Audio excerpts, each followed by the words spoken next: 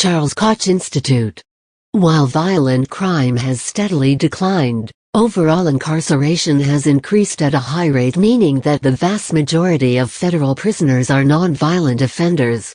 It's becoming increasingly easy for someone to be labeled a criminal.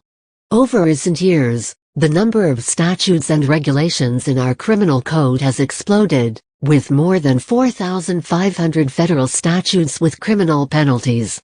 At the same time, we have nearly double the number of mandatory minimum sentencing laws, many for non-violent crimes, than we did just over 2 decades ago. These sentencing laws essentially tie the hands of judges and force them to hand out lengthy and excessive sentences, regardless of a case's unique details. J.C. Hernandez, Reform the Criminal Justice System, August 28, 2016. The time for criminal justice reform is now.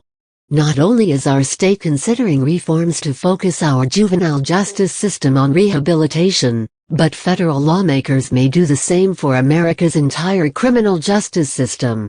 House Speaker Paul Ryan recently promised that Congress will consider a package of criminal justice reform bills next month. Now it's up to our representatives in Virginia to make this happen. People on both sides of the aisle understand that our nation's criminal justice system is flawed, and no wonder. While the United States houses almost 25% of the world's prisoners, we're home only to 5% of the world's population. Some people definitely should be behind bars, but many offenders receive punishment disproportionate to their crime.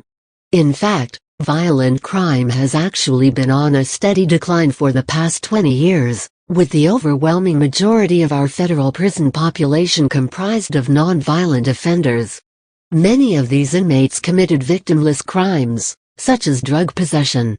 Sadly, mass incarceration has only gotten worse in recent years. Since the 1980s, the number of inmates in federal prisons has grown 735%, with young people in their late teens, 20s, or 30s making up nearly 40% of the population. And this is as much a local issue as it is a federal one. Nearly 1 of every 89 Virginia adults was incarcerated as of 2013. It's becoming increasingly easy for someone to be labeled a criminal. Over recent years, the number of statutes and regulations in our criminal code has exploded, with more than 4,500 federal statutes with criminal penalties. At the same time, we have nearly double the number of mandatory minimum sentencing laws, many for non-violent crimes, than we did just over 2 decades ago.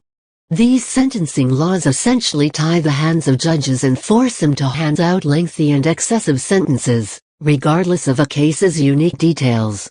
This comes with hefty costs for society. In fact, a recent Villanova University study found that had mass incarceration not occurred, poverty would have decreased by more than 20%. And former inmates continue to pay the price for their crimes even after they finish serving the time. For example, former male inmates make 40% lower annual earnings than the rest of the population, according to the Pew Charitable Trust. For those just starting their adult lives, having a criminal record can make it harder to go to college or get a job.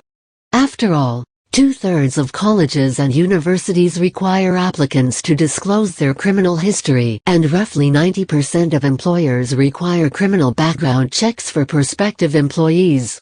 This is the broken criminal justice system that Congress needs to fix.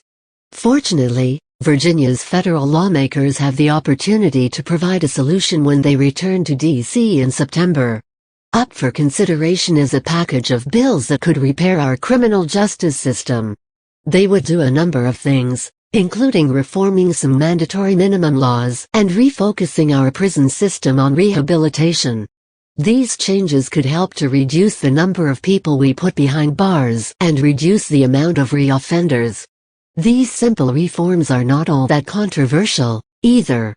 A recent poll found 75% of Virginia voters agree that the prison population is costing us too much money and that our prisons should focus on preparing people to contribute to society when they are released.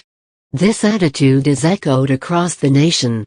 Nearly half the states have enacted some sort of reform to their criminal justice systems over the past 10 years, and the result has been lower crime rates, reduced costs, and more just societies.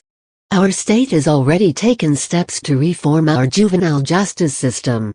Now it's time to bring smart, sensible, and responsible changes to our federal prison system.